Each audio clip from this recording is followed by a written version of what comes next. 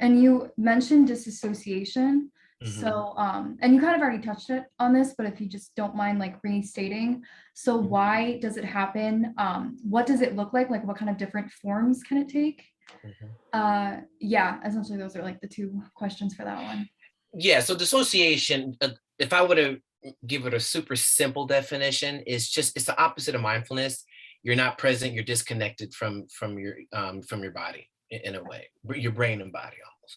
And so dissociation is a spectrum. So you have these forms of dissociation that are, I would say, more or less common. Like we dissociate when we're scrolling through our phone, right? Brainless activity, blah blah blah, just getting our little, excuse me, dopamine rush from scrolling or clicking on the likes or what have you. You know what I'm saying? If you ever notice somebody who's on their phone, it's hard to get their attention again because they're just disconnected. They can't function of their brain that allow them to respond to like to call their name is shut down. You know what I mean? So that's why you know a Yeah, lot, this happens in society a lot. When we get sucked into a lot of these our devices, for use that example, we dissociate from our environment. mhm, That is a little bit more common than the more extreme kind.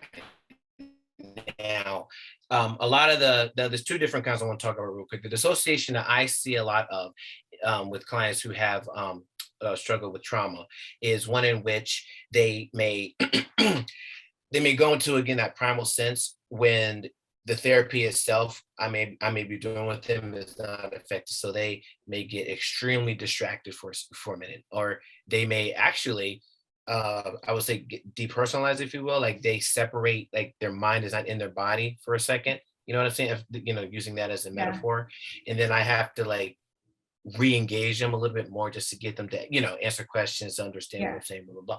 And there's interventions that I use to kind of help mitigate that, but that's another form of it. The angry outburst is a form of dissociation, I would say. Whenever you see somebody who's ever in a fight, and if you look online and you see that that is a form of dissociation, because again they're trying to win the fight, hurt the person, kill the person, you know what yeah, I mean? Like it just, again, complete disconnect, brain and body, right?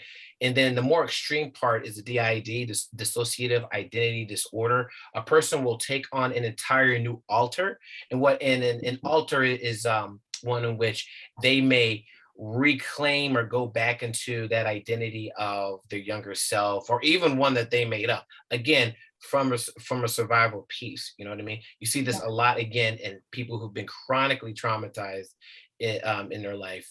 And so that's the most extreme form of a dissociative identity disorder. But dissociation is something, again, it's going to happen on some level in a traumatic event, because again, the goal is to survive, yeah. whether it's in a healthy way or maladaptive way. Got it.